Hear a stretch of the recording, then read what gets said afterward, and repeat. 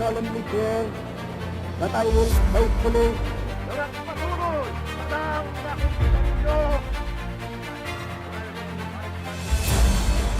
If a prosperous and free democracy can be built in the Philippines upon the ruins of war, the prestige of America, and the American way of life, la más hermosa lección de diplomacia.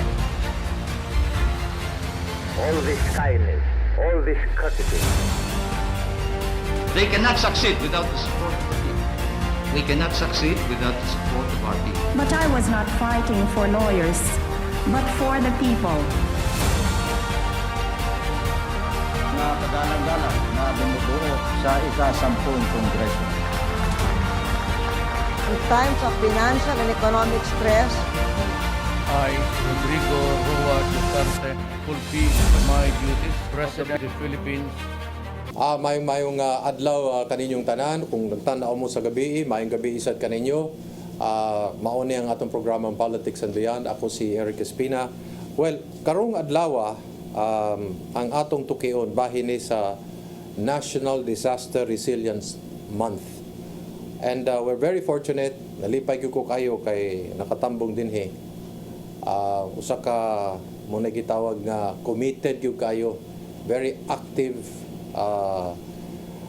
He was Major General, retired naman na siya, Major General Marlo L. Salazar, and he is the current Regional Director, 7, Office of Civil Defense. So, Mayang Adlaw, good evening, sir.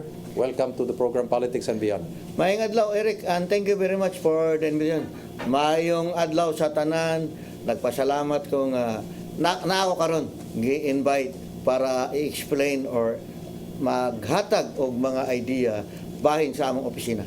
Gwapo kayo, kay timing yung kayo, sir, no? Kay kaning atong programa, makitaan po ni sa Bohol, sa Negros.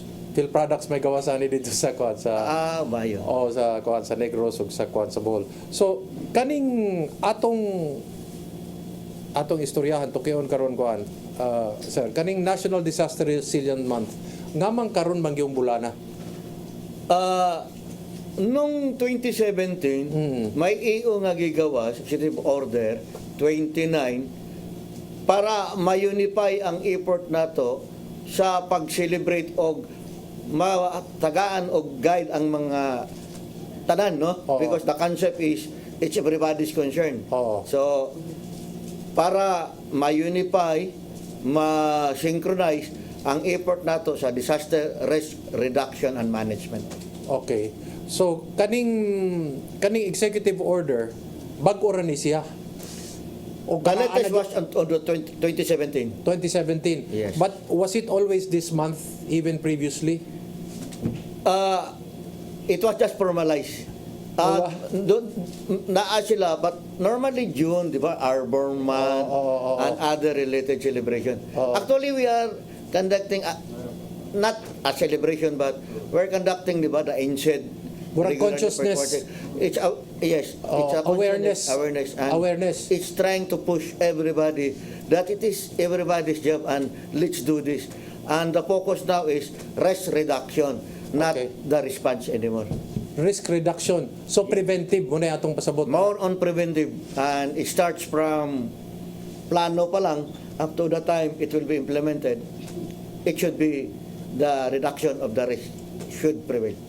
Okay. Kaning akong ipangutanan nimo, sir, no? Kaning kay kuan lagi na kaning preventive man ni siya, no? Ang ako ra pong pangutana, sir, is ngaman murag bag-o ra man nila nasugdan, ngaman di pa man sa una unta nga ang atong nasod is known to be, daghang kaayong typhoons, na mga earthquakes, daghan natang giagian, we have experienced many of this. Why only 2017? I mean, in your own professional observation. The previous concept before was more on the response nung Maghuwata. nagpaabot lang ta and then mo perform ta. Oo. But this time, pag so good pa lang the same, no? Just like building construction, Okay. yung pag-design sa development, and then asa ang next development, and then unsay angay itanom, unsay dili itanom, and then the building design, the infrastructures and other infrastructures, including how to prevent more gases emission, are all it form part sa kani Okay. nga idea. Na ay gitawag sir nga natural disaster o human disaster. What is the difference between both? Hydrometeorological kanang mga bagyo, tsunami, mga kuan. oo. So these are natural kanang earthquake, Okay. natural. Every day we have 20 earthquakes actually, ano? Every day. Every day all over the Philippines? Oh. Okay. So mga small tremor na because the earth is moving. Okay. Okay, pag twist niya, nagmo-move na siya. Oo. But we have about 300 volcanoes. 21 or 22 are active. Okay. Di ba? And then, these are the natural hazard. But the human-induced hazard or the man-made hazard kanang mga conflagration, kanang mga chemical explosion, Okay. kanang gera, Okay. terrorism, kanang mga nasayop nga mga design, nag-collapse, Nga building. mga building. Okay. So these are man-made nga mga insidente. Sa imong pagtanaw sir, no? I mean, have we learned from all this? I mean, have we upgraded our consciousness, our institutions, preventive as well as response? Yes, in principle, very yes.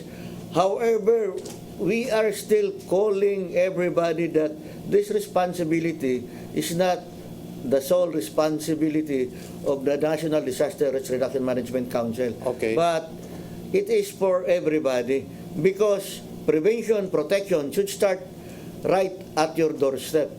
Sa bahay mo pa lang, sa balay na, sa imong balay, dito pa lang na siya. Di ba? So everybody is being protective, conscious.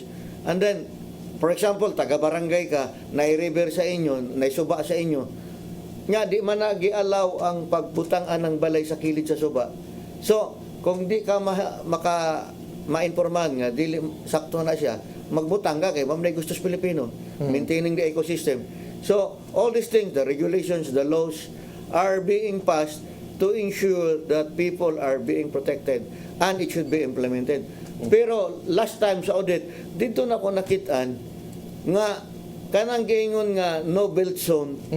Ang uban kanang pagatpatan bitaw, Oo. labi na dito sa may Bohol, Oo. na ay mga balay na. And that is why I was amazed the local government did not even bother nga dili na pwede. Oo. Ikaduha, islets and other islands Oo. declared by national government according to the laws nga it should not be habited. Na ay mga tao, ang kuyaw pa na kanang atong other national government nagpatukod pag yung mga sports area, mga ano. Oo. And these are all violations. And I think our local government chief executive should be enforcing all these things because we should prevent disasters to happen and people dying. Naagyoy angay nga distansya from kanay mga river systems, Yes, mga balay. it's about, kung sa mga remote areas, mga 30 to 20, ang estimate diri kung urban, mga Oo. 5. Pero kana siya, nawaan na siya. Okay. Di ba? And then, for example, supposing you are an owner of a big construction firm, Oo. you develop a certain place. Oo. Kanang mga creek lines o river lines, kanang naay tubig sa mapa, ang gobyerno tagiyaan na. Okay. Ang uban ana nangawat. Look at our city now, Cebu City. Na ako na yung mga eskwelahan nga nagtukod over these rivers. Because the agency concerned about the licensing does not follow what is should to be followed. Oh. Kaya kung mawa na ang creek, wa na ang absorbing capacity sa main body sa water nga moagi sa river nga ang uban moagi na sa mga ubang agyanan, mawa na siya, so the whole volume to na dito mo ng ubang lugar baon. I think it's the same in Mandawi also. Okay. They built a structure nawa ang river. I will ask this of you, no? Is it possible that you can help the local governments because this is pregnant with political implications magod kay labi na kung ang nagpatukod sa eskwelahan o sa balay over the rivers or over the creeks na ay connection o na ay gahom gamay, makatabang kaha ang OCD nga murabag maghatag og notice sa LGU nga kaning mga tawhana are in violation.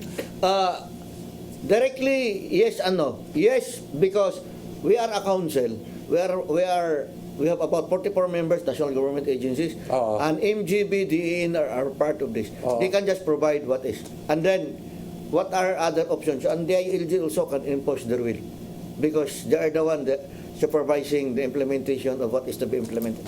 Pwede ba nga murag consensus ni sila? The entire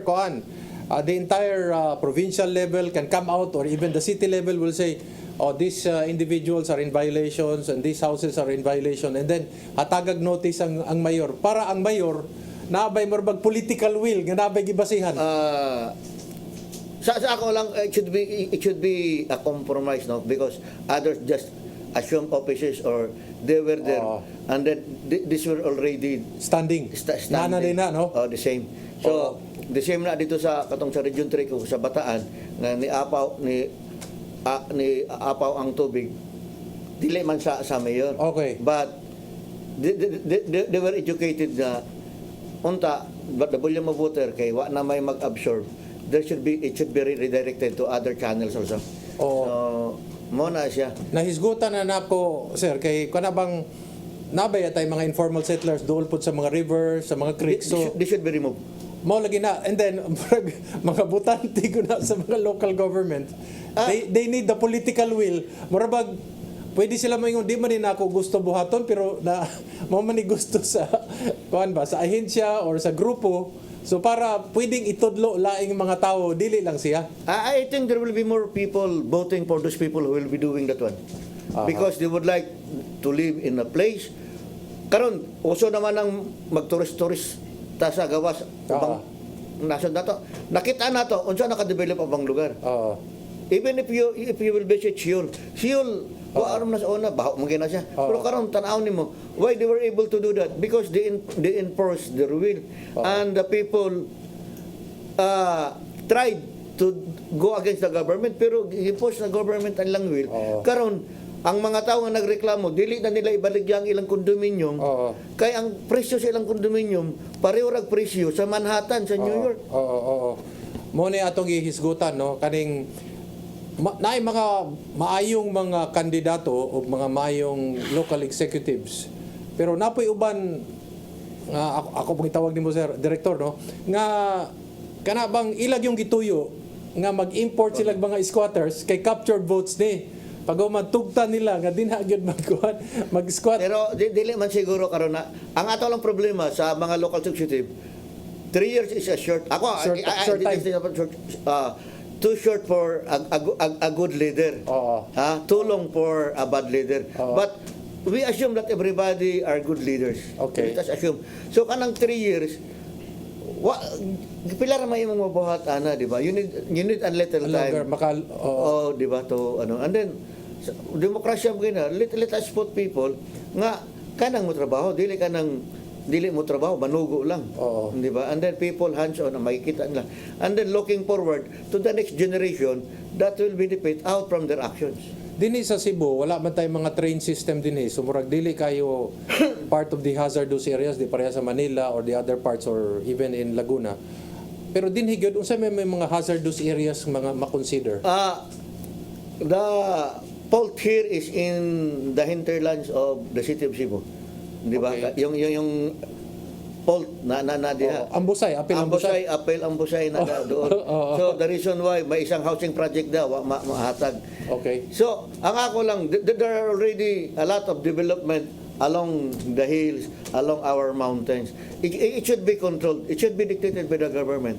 Na kutob lang nani. And then the MGB and the other people should be able to advise nga this is already development here is too much, it should be stopped. Overdeveloped. Yes, overdevelopment is also very dangerous. Pagutanon ti ka direktor, medyo nabalaka ka nga there's so much development up in the mountains of Cebu or in the hills of Cebu right now, and morabag wala naggamog maayo. Remember pag katong just the other day, di ba? Series of flooding, di ba? Sa may mga lugar. But before, during our early days, I was born earlier. Wala na siya because the absorbing capacity of the hills and the other places. Tapos na yung mga punuan. And then the water is being directed to one common ground. Okay. Karon pag-abot sa development, ako, taga-Pardo ko. Oh, Katong creek nga dito sa among kilid sa balay, dawa naman gali ito. nawala na. Oh, but remember, kanang mga creek, river lines, kung nasa mapa, kung tanawon sa kada street, tanawon sa sentro, these are government properties, ought to be, delete na siya mawa. Because that is a natural thing for water to pass. Pwede bang i-revive na, kuan, Director? I mean, can projects be undertaken to revive, the natural waterways of... As of the present, maybe we will seek the advice of the MGB and the other engineering talented people for an engineering solution. Okay. Kay nanaman na siya. So maybe because I think in Malaysia katong dan nga highway nga inig ba masud ang tubig to 2 years nya mo deviate siya para mo bukuan lang. The same with the Han River system in Okay. Seoul. Sa una, da mismo sa Seoul City maagi ang baha. Pero karon wala na baha. And the river now is very clean because of that system. They use that one, part sa ilang sistema, the cistern system. Okay.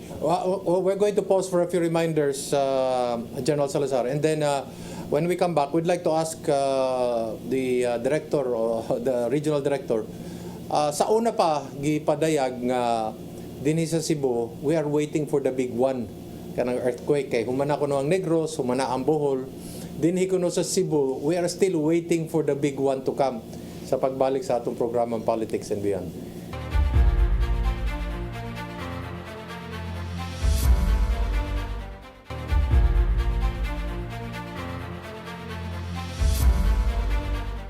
Okay, nagbabalik po ating programang Politics and Beyond. Kausap pa rin po natin ang Regional Director 7 ng OCD. Walang iba kundi si Major General Marlo L. Salazar, Philippine Army, retired but not tired. So, Director, many years ago, I was able to speak to many of your predecessors. They were always saying, humana ang Negros, humana ang Bohol. Kani dinhi, it is not as if, but it is a question of when na kuno'y big one maabot para sa Cebu.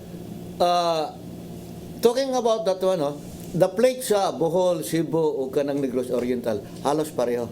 Kung tanaw ninyo, hasta ng mga bukid o composition, halos pareho. Oo. So, nag-move ang Bohol, tanawan ninyo kung ang Negros di taas ba, ang Cebu, mataas na siya. Okay. Mag-move po na.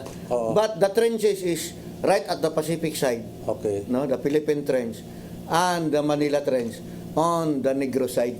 So, kung muliyok ng atong naa sa ibabaw, dili kay na siya maabot siguro on a certain more than 7 or whatever. But everything will move. And it is a question of the preparation. So there's nothing to worry about. We've been in this earth for quite some time and the earth is moving. But it's always the preparation. Maski galing na 5 meters na ka away from the fault, kung ang imong mitigation, prevention, or engineering Sa imong structural balay. design, Oo. maayo, it will not collapse.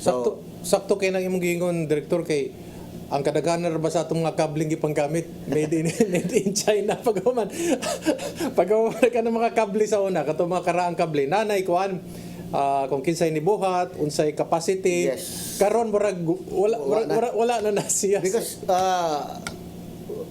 tatawag sa ato, di ba, kanang nagdaginot Oo. napamanga to yung mga kawayan sa una, may lang taguod, magsilikon-likon pa. Oo. Pero, but I think with the new technology, and then, naamagoy 2 years or 3 years ago nga law, nga kanang sa building code, Oo. na when you construct, mo na design, mo na composition, Oo. mo nang kasagaran nun sa mga poste, kasumpay-sumpay na siya para inigsik, tibo. Oo. So, these are the guidelines. So, kanang mga karaang nga building, they need to retrofit so that it can withstand a certain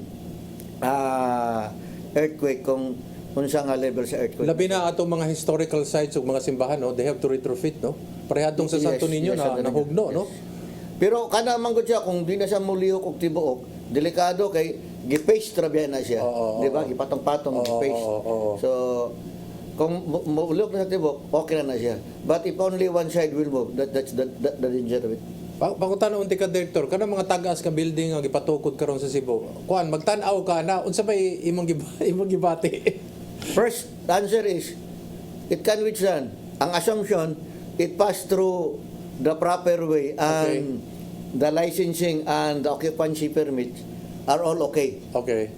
Di ba? Pero kung kung gitikasan na siya, data mo problema una pag composition sa semento kanang pagdig anang kuan and then katong ingon nimo nga paggamit Kable, ng mga kable mga Cutting corners. yeah.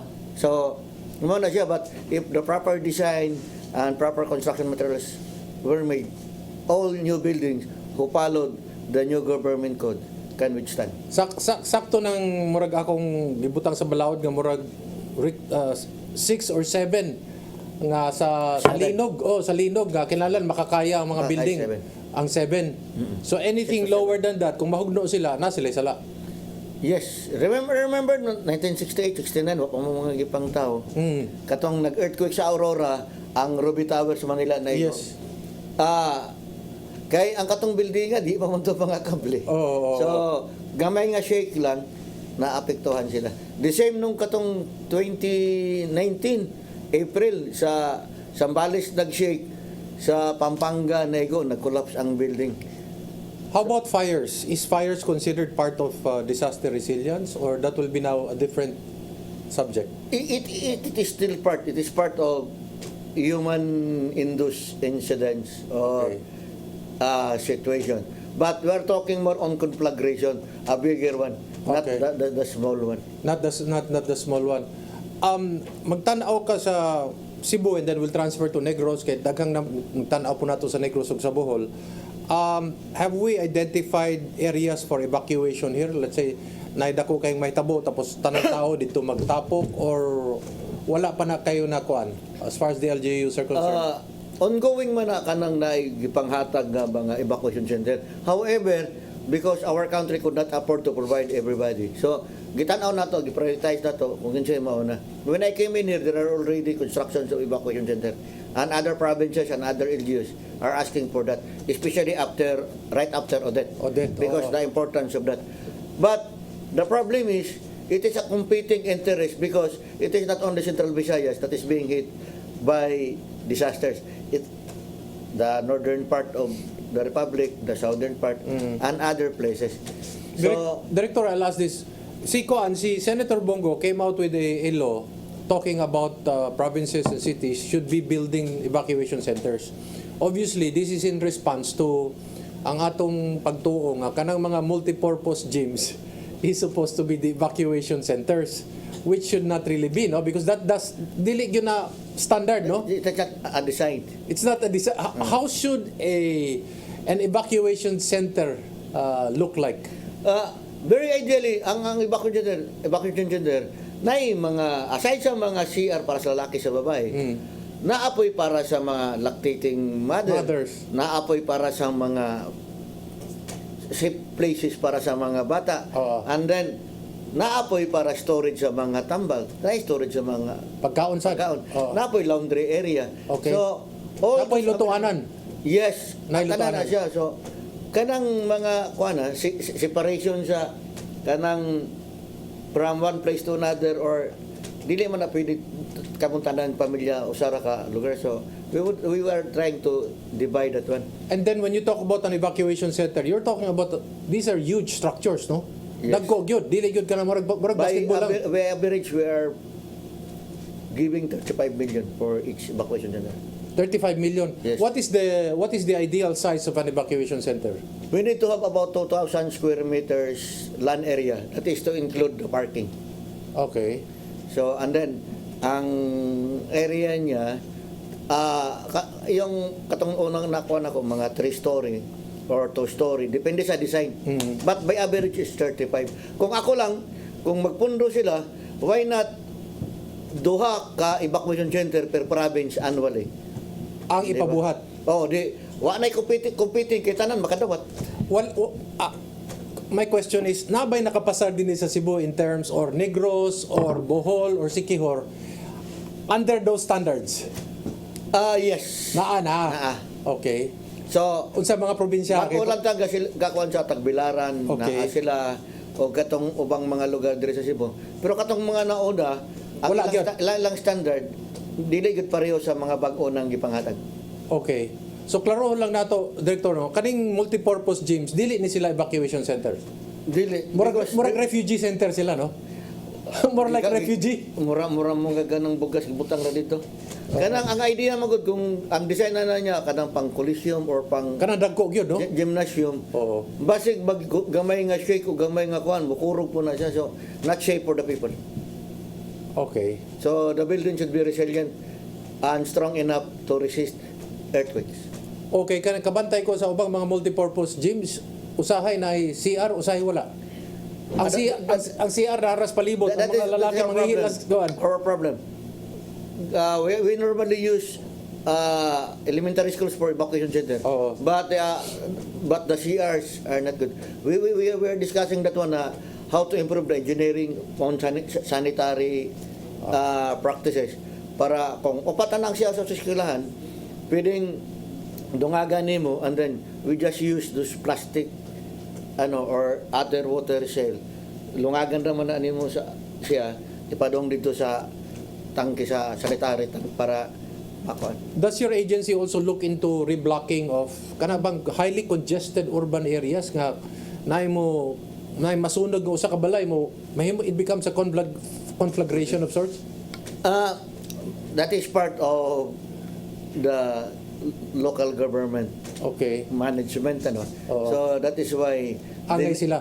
That is why they need to study, di ba? Ang comprehensive land use program na naman sa ila, Oo. GIS na naman sa ila. Oo. So they can project asa ay decongest, ibalin ang uban. Okay. Di ba? Kay kung daghan na kayo overpopulated, I think you need to decongest because it is not safe anymore to human people to be there. How about Negros? Unsay mga problema sa Negros and then we can go to Bohol and then Siquijor kay Region 7 man.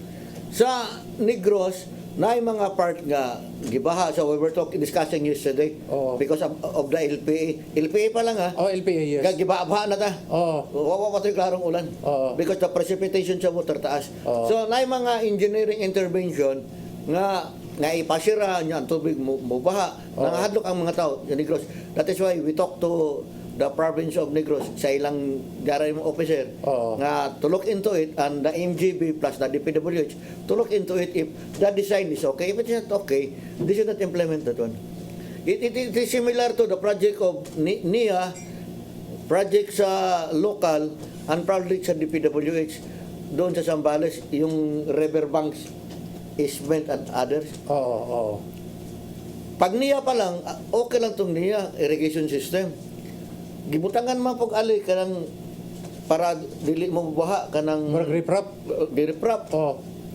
Yun nga, ang LGU, lain pa mo'y ila. At the end, ang tao tupad, mo'y threaten. Kaya ang tubig, musod na magbalik. Aha. Nga, katong di musod, magstay na po siya.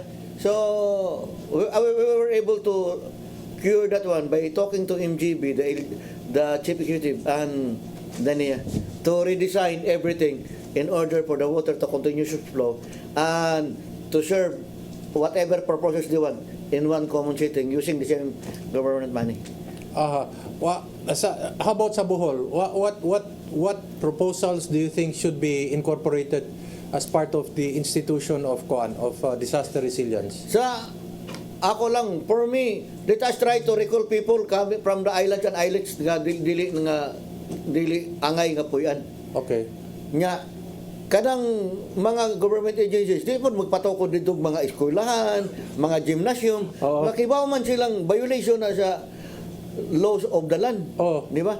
Likewise, let us strengthen and capacitate the LGUs nga ang mga dream offices nila butangan nilang mga tao. Regardless kung unsay level nila nga sa munisipyo na malaykuan. Para kanang implementation sa development mabantayan. And then, for example, kanang para ng Carlos P. Garcia. Yes. So, permi ba na magian og bagyo? Oh. So, people should be able to develop something sturdy sa type ana nga hazard. Oo. Kay kung permi lang ka mo kanta sa bahay kubo kahit munti, it will be a refrain song. Oo. Di ba? So, design should be given na may mga design karon Oo. nga kuan. And then kadang adto sa kanang mga nasa swamp area, Oo. kung gusto nila, di tan-awon to nila giun sa tong pagbuhat sa mga swamp houses sa Amerika o sa Northern Europe Oo. nga inigbaha musaka lang balay, Okay. nakaangkor, Oo. pagwa na sa tubig manaog. So there are already designs. Ang problema lang nato atong giagi nga pobreta nya magpaabot og kuan dili na angay untaan na kay our government needs our support. It should be us helping the government, not the government helping us. It's the other way around. So let us control ourselves and try to study na we will be there and we will not be part of the victims. So mangita tagpaagi nga kung nakasa pagatpatan mo pahawa ka diha, di ba? Adto ka sa lugar nga safe. Kung permi mo baha, that means para sa atong sa tunay sa kalugar sa Bohol. Kibaw na sila nga kadauan kusog mo baha. Tuad dito ang mga balay. Tuwa ra gyapon. Oh, nya mutawag pag-rescue. Why should I rescue you every time when you know pretty well nga naa mo sa lugar nga kuan? Either Hazardous. yes, at a threatened area. Either patasan mo yung balay or balhin lang ka. But the local government should help them or the national government should help so that our people should be in a safer ground. Kay dili man punta ng Pilipino na apoy kwartang panggasto. But ang ako lang nanay mapa sa development asa ang safe, asa dili. Is there a way by which a new law is passed and then covering areas which are threatened, especially threatened and hazardous, nga kung mulapas ka din ha, mura kag trespassing yun and you are really violating Philippine laws sa pagbalik sa politics and beyond?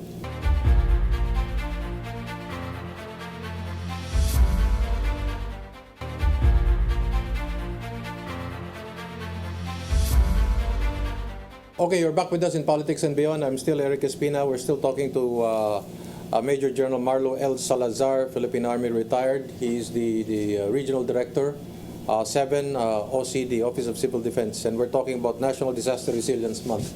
So, yung tanong ko po na inaiwan sa inyo, pwede bang may bagong batas? At pag yung batas na yan, sinabing threatened yung area na yan, risky yung area na yan, dapat wala ka dyan, walang tao dyan, no man's land dyan. Pagkatapos may pumasok dahil nga mahirap or whatever reason, pwede man lagyan niya ng penalties. It's the implementing arm. May mga laws kasi nga para sa riverbanks and other areas nga pwede o dili pwede. Ang problema lang Awa. kanang ang mag-implement. Kanang maluoy ta kay mo nang maluoy ta. We as Filipinos ana man gyud pero ang ako lang later on daghan namang musunod nga maluoy na po gatanan puro na ta luoy na lang tanan. So we need to stop that one because ang uban pa mangulikta og renta. To mo pa dili tagiya sa yuta. It's the same dito sa Lapu-Lapu ga naami gikuan dito dunay sa iskinita nagparking mi gisingil mi 150. Ang tingnan, this is a government road. And this is the road for your tourism kasi kanang musakay ka bitaw ka ng pambot nga mag-lunch ka, magkuan. Nya ditong standby maningil sa 50. No, we will not pay you. So mo ni mga batasan sa atong mga ngawad on barangay makatabang da. Sikihor, what should Sikihor be prepared for and how do we prepare Sikihor?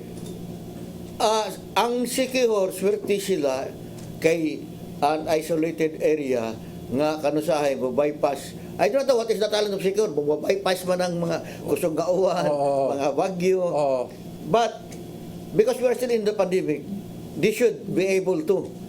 And I do hope ang airport dito okay na kay pwede naman landingan. So we need that one because the line of communication should be open so not only by boat but also by air.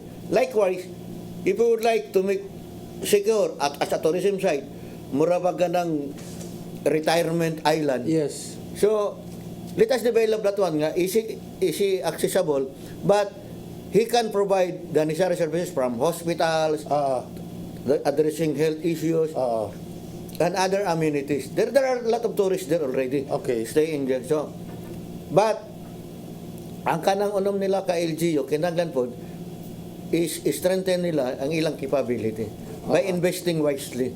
What can we learn from Odette? How prepared were we for Odette? Or did it reveal to us really what is the state of the institution in terms of disaster preparedness? Very nice. Odette, we already have the Yolanda. But sa boxing pa, Odette, were able to punch us Knockout. under. But what we learned from Odette is that once power is out, a lot of things happens unaffected. So, pagkawa, di nakaka-text. Wa kay kuryente, way suga. Ang hospital threatened kay way mga kuryente, way gasolina, way mga generator. Nya di kaka-recharge sa imong cellphone kay way kuryente. So forth and so on. And Way tubig. Way tubig. And the danger about walay tubig is dysentery. Yes. Di ba? Health problems.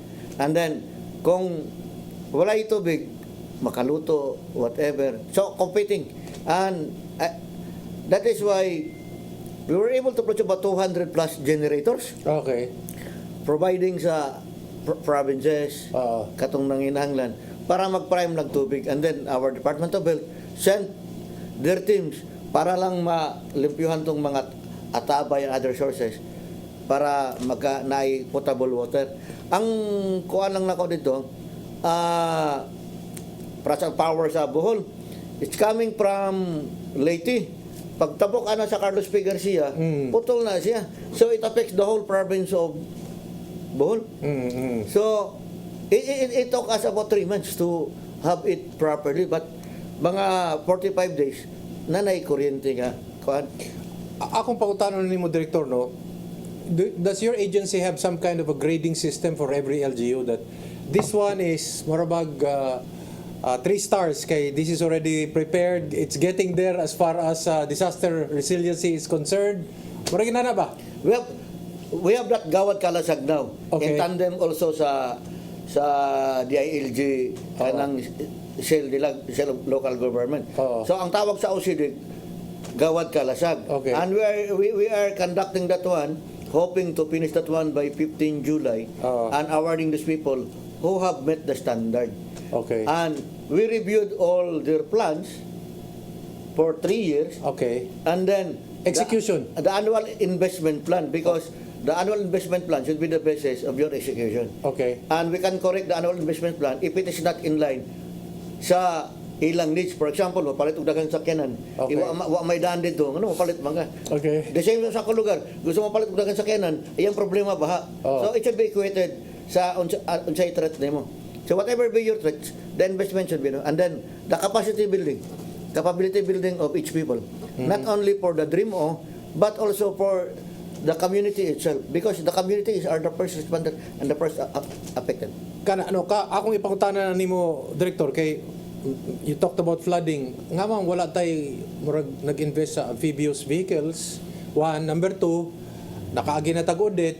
Nga man, wala ta naka-prepare og mga satellite phones. And then giposisyon na unta ni mga butangan eh. And then I don't know if I might be wrong, ang ubang mga LGUs di gusto mo palitan na kay gusto nila emergency purchase. Mas mayang emergency purchase kaya mahitabo din na para wala na bidding. Imong tanaw. We do not need a high-tech equipment. We can use the teletype, yung laptop, modem, plus HF radio. Okay. And then you can send what you want, the same with as if you are using a BSAT. Okay. Now, we have BSAT, yan, limited lang siya. Now, if you invest in BSAT, it's very dear as compared to what I have said. But the generation 4 sa teletype na akong gingon, much cheaper. Because every day, you have your HF and VHF radio open for the 24/7 operation center. Di ba? Kung may emergency, you just pull down all the antennas and after the typhoon, itaas nimo, makakonta ka na. Unless otherwise, kanang satphone. Ang problema sa satphone mangod, mugawas pa ka. Para makatawag. Nya, kung di ka kagawas, kay lain pong panahon, kay atmospheric condition affects all signals man. So, mas maayo na itong teletype. You use only the HF, the modem, and the laptop.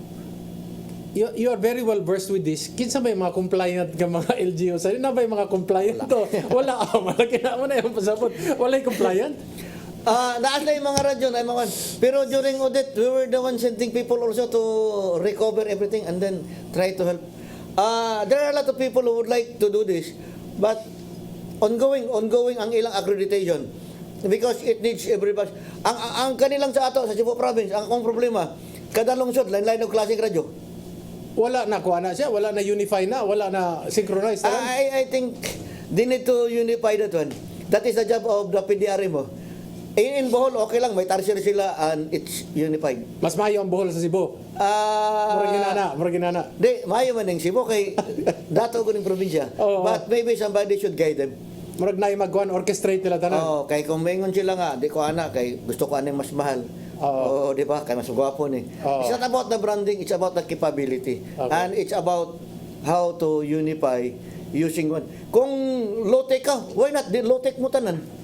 Pero kung gusto mo high-tira tanan, kay gusto mo di mari mong radyo, okay lang. Director, shouldn't we be already experts in terms of disaster resilience? Kay anad na ta kayo, ani we should be the primus inter pares in terms of disaster preparedness. What is good about Filipinos is they know already early evacuation. Okay. But the proper way how to do conduct early evacuation, ato lang ang i-finish siya, atong ayaw no gamay. And then, doon na pa yung mga gagmayng koan, nga kinahanglan pagbaguhon ang una-una, kay musokol ra mo panabla nga magpabilin lang. But in general, if audit time, wala pa ta mag-early evacuation, dili lang 200 Ang kuhan. ang namatay. Mas- It will be much worse.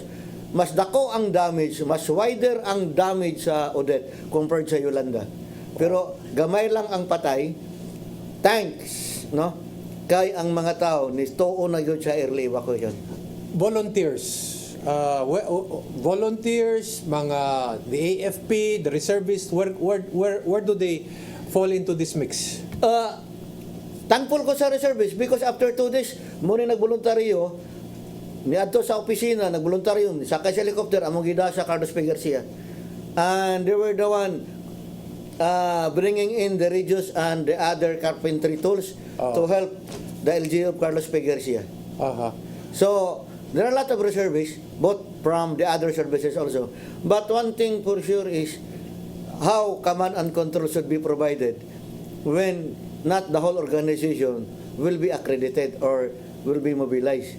So, mobilization is different from activation. Yes. So, the first process is about activation. Yes. Before you can mobilize. Yes, You can yes. never mobilize unless You activate. you activate. That is the problem because some people only think about mobilization. But the process of activation, they should study that one because we need to change that one. Pwede ba for us mo to be effective. pwede ba mo activate ang unit maski kuha na lang in terms of volunteers na lang ba kay nanay disaster so mo activate na lang siya iyong kaugalingon maski di na maghuwatog ka na bang mga gikan sa taas pa? I remember, Eric, yung Yolanda, di ba? Oo.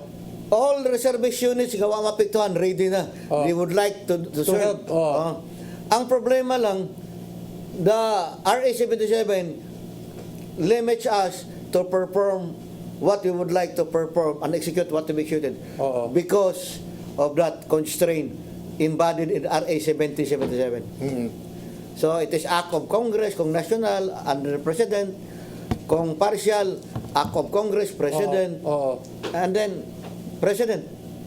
Okay. So, natin pwedeng buhatag ikaupat. The Oo. local government can just activate its own. Angay kay sila may kwan, sila may kayo nanginanlan. Ako lang ning ipakita nimo sir kay you were former J9. deputy chief of staff for reservists and retiree affairs, no? Yes. Kani usa ni sa mga libro nga I think ikaw mo yung nag-sponsor ani, usas mga Yes, nag-sponsor ani. This is very interesting kay mauning libro ha nga nagdepensa gyud nga ang angay gyud ang AFP Reserve Command becomes the mother unit for the PA Rescom, PF Air Force, Navy tanan, no? Rescom, yes. Mao ni justification. So wala pa ni nila basa. We have given the concern and then there are other people are just insisting by personal reason. But if we just follow the law, I think there's no argument about that one. Tapos kani ako na lang ipakita mo ang constitution sa atong nasod kay this is the one that establishes that the armed forces is composed of two components. Yes. The active and the regulars and the reserve. And the reserve, no? And then nagbuhat lang tag gamay nga murabag inani. This is what you are actually saying, doctrinal adjustment na papas na gamay, no? So mahimo nagduha ka vice chief of staff. Ideally. No? Kani mo this will be for the active component. Yes. And then this will be the vice chief of staff for ato lang padrol kay para makita, no? The reserve force. O for the reservist and citizens armed force development. So ang may tabuan sa mga coordinating staff mawala na ang J9, mahimo ng vice chief na siya. G9 should be a staff, pero kaning vice chief of staff for reserve para ma-address ang issue sa development and utilization, the doctrine itself, para it will free the regular force in addressing sa other jobs para ma-focus sila sa internal defense or counter-agency or external defense lang. Let the reserve develop its own. Oo, so that kani klaro kayo gyud ang kuan murabag kung kinsay responsible. Yes. Kani vice chief of staff and then below him will be the AFP Reserve Command, yes. Which will be Major General, no? And then ang iyang staff will be The 07. And then all the way down naasilong ang katong mga different rescoms. Yes. This is for peacetime. Peacetime. Pero pag abot sa gira, kani mga rescoms balik sa mother units. Yes.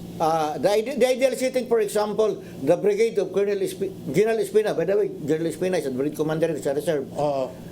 Ang usa ka regular brigade O2B na ay duha ka brigade nga reserve mag-appeal og training nila. Okay. Para kung naay full activation kaning brigade by doctrine sa armed forces mahimo na siyang division headquarters, kaning duha ka brigade mo na iyang brigade nga moaway o kaning usa ka batalyon mahimong kuan. So this becomes already a division. Wa man ta ana, Wala pa ni, no? wala. This is So, still a dream. very ideal. This is the ideal, no? The ideal. And then kuan kaning I don't know what's taking really long, sir, no? Pero ang akong tanaw magud ani is that this will increase the number of reservists easily 800 to 1 million, no? And then on top of that, na justification ng kuan ang armed forces to increase their budget. And then it will also justify the increase of 07 regulars. And the ROTC program now. And the ROTC program also, no? Yeah. Ang ako lang katingalahan kay dugay man ka sa kuan, no, sa AFP, sir, no? Murag ilang gius-usan ang quota sa mga general. Does it mean nga mas modutay ang personnel sa armed forces o unsa man gyud? If we would like to reduce the number of personnel or the organization, we need to reduce the generals. The generals. Maybe for the regular force. O pero on But this for the reserve force, wala man ay quota, wala ay problema. why na siya quota? Pero I'm saying this can form as the justification why you can even have more regular generals kay sila may magdumala gyapon ani. Yes. And then ang funding pod sila gyapon. So di ko kasabot nga man gipadyutay gikonhod ang number of active generals and then napakay vice chief of staff pa. This will be a 3-star position for the active. So I cannot understand nganong dili ni nila suportahan kay naay budget dungag opening sa kuan sa mga position. Sa budgeting naman, line budgeting, it starts from below going up, not up going. And then it is always bottom line. It's always the interest of the republic that is being protected and always supported. Because when the president gives his national policy, the national policy is coming from the national interest, and then that interest should be protected by your armed forces. You must have a very strong and credible armed forces. Tapos makatabang ni siya sa kuan sa disaster preparedness also and disaster response. Para di na nato lang kadang i-pull out bitaw nga atong regular nga naa na gapaksol sa field. Nya dadto nato sa disaster area. Pagkuman ibalik nato dito, maglisod na pagbalik, gastos na pagayo. Kay it will take time. We do not have that transport capability nga can move everything. So ang ako lang, we need to develop both because our armed forces is composed of the regular and the reserve. And it should be a ready force to support the regulars. So, anyway, sa RA-77, naaraman na the acronym BASA, the mandato sa reserve, di ba? Base for expansion, Yes, oo. assess in disaster, socio-economic, and then operationalization sa mga facilities. Then, let us put our money where it should be para in times of disaster, reserve na lang imong sugoon. I remember the Philippine Army before, we have our dear company. Kitagana itong equipment, gitrain na to. And then, naglain ang commander, lain ang focus, nawa, hangtod karon, nawa. Karon, ibalik na po na. So, ang ako lang, let us continue what is good. Kung dili na siya maayo, matong ilisan. But having one company per battalion, it's okay. Slowly, we can train everybody. Second, we have already an issue para sa itong sa Marawi. We are putting reserves. But we did not change the law. You could not call to active duty those reserves nga using 2334 because it is only for training. So there should be a mechanism, a platform that when you call to active duty, para magamit siya sa gera. So somewhere along the line, there are some portions sa RA-77 that needs to be reviewed. So kinahanglan gyud nga na Vice Chief of Staff for reservists. It is highly encouraged. And then kuan kaning, so ang focus niya will be really OTEM, organize, train, equip and manage the reservists. Yes. Mura na basis for his success rating. And then we need to make our own doctrine how a reserve force, the standby ready reserve force, can be immediately absorbed by the regular force in times of emergency. And then magamit pa ni siya for local governments sa human resource development and disaster preparedness. The same the US, they're using their own National Guard and they're also exporting the National Guard just like in fighting in Afghanistan and other areas in Africa. So not for us, because our constitution speaks about defense, but within our country, we can utilize and maximize that one rather than using other people, using other organization singly. Kay volunteer atong i-plural.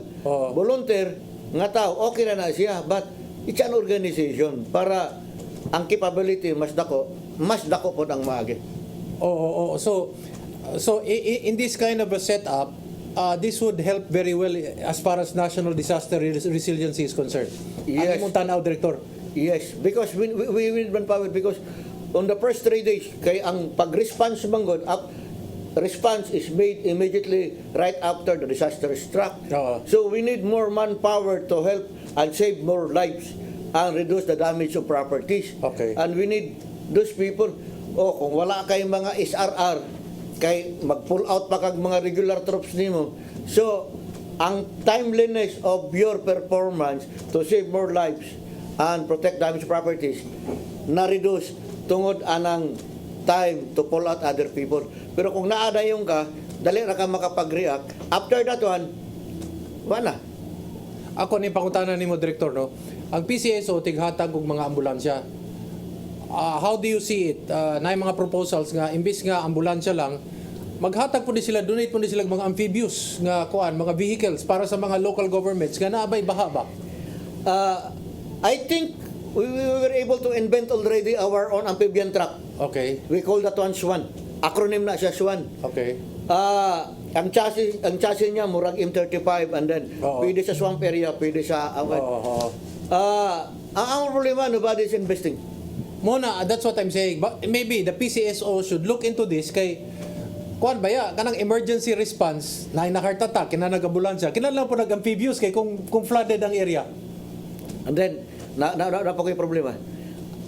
Central Visayas is a geographically separated by bodies of water. Maamantay. Dili capacitated. Sa Bohol na lang 78 islands and islands imong suportahan. So we need to improve that one. And there are a lot of reservists including the auxiliaries sa Coast Guard, di ba? And if we can just do things right, maybe we can maintain other equipments and support the national government endeavor of providing the necessary equipment and people. Final word, sir, sa kuan kay we're celebrating the month of disaster resiliency. Final word. Thank you very much for again inviting us. I am from the Office of Civil Defense. I was a paramilitary officer, and I've been assigned south to north, even to the bundoks of the north. we really need to unite and synchronize our effort. Wala naman tayong pera or wala tayong daghang kwarta nga bisag unsa lay ang gustoon, but it is complementing rather than competing. And it is always preparing before it happens, because dili man ka pwedeng mag-response, di ka pwedeng mutabang, wa sa gay training, and that people needs also sustainment. So all these things being considered, the reason why there is this AO29 about Disaster Resiliency Month celebration, because we need to unify all our efforts and putting leverage to all government sectors, private sectors, and other sectors to help one over the other para makatabang ta og malikayan nato nga doon na pa'y madisgrasya. So I do hope that we can be one, and that is why we called our organization here in Central Visayas United Central Visayas, and I do hope you will stand up and be part of our organization as a United Central Visayas. Daghang salamat. Thank you very much. Sa dungog nato si Major General Marlo L. Salazar, Philippine Army retired. Siya ang atong pinanggang direktor sa Region 7 sa OCD. Thank you very much, sir. And hinaot na nituhop tong atong mga pamulong ug mga atong mga gipahibalo sa tanang namati sa ato. So, ito po si Eric Espina, nagpapasalamat po sa lahat po ng nanonood. Thank you very much. Make it a habit to watch Politics and Beyond. Mayong adlaw kaninyong tanan.